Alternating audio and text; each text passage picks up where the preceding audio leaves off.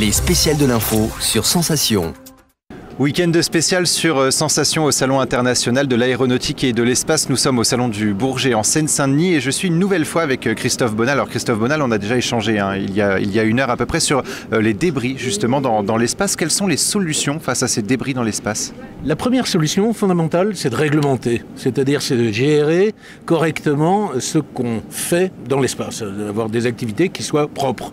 Et donc pour ça, c'est ne pas générer des débris en connaissance de cause, ne pas exploser en orbite, etc. Il y a une gamme de mesures qu'on partage énormément au niveau international. Ce qui est fondamental, là, c'est bien de comprendre que c'est quelque chose qui se fait au niveau international. Alors, la France, à travers le CNES, a le privilège d'avoir une loi. On est les premiers au monde à avoir une vraie loi. Tous les autres, c'est des standards, des recommandations, et on est en train de travailler à transformer tout ça en loi au niveau international. Que dit cette loi, justement ? Fondamentalement, il y a 5 mesures. Ne pas générer de débris en connaissance de cause, ne pas exploser. Il y a 2 zones dans l'espace qui s'appellent la région des orbites basses et la région géostationnaire, dans laquelle il est interdit de rester longtemps après la fin des opérations. Il faut éviter les collisions quand c'est évitable.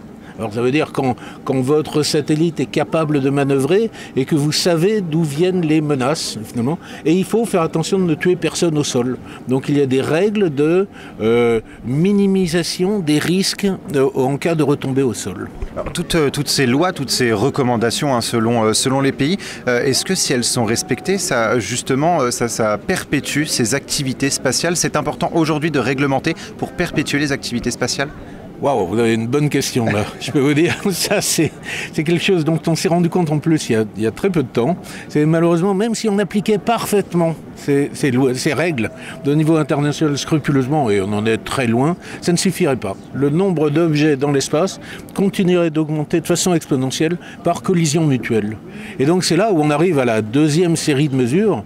Il est impératif d'éviter les grosses collisions dans l'espace qui régénèrent des nouveaux débris, qui eux-mêmes vont régénérer des collisions, des nouveaux débris et autres, avec une augmentation exponentielle qu'on appelle le syndrome de Kessler.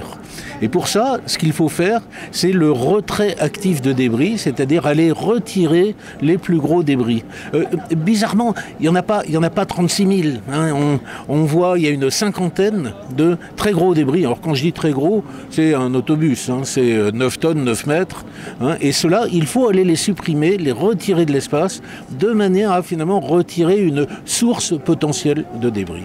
Merci beaucoup Christophe Bonal d'avoir répondu à nos questions. Le week-end spécial au Salon international de l'aéronautique et de l'espace, ça continue dans 1 heure et vous pouvez retrouver tous nos podcasts sur notre site et notre application Radio Sensation. Les spéciales de l'info.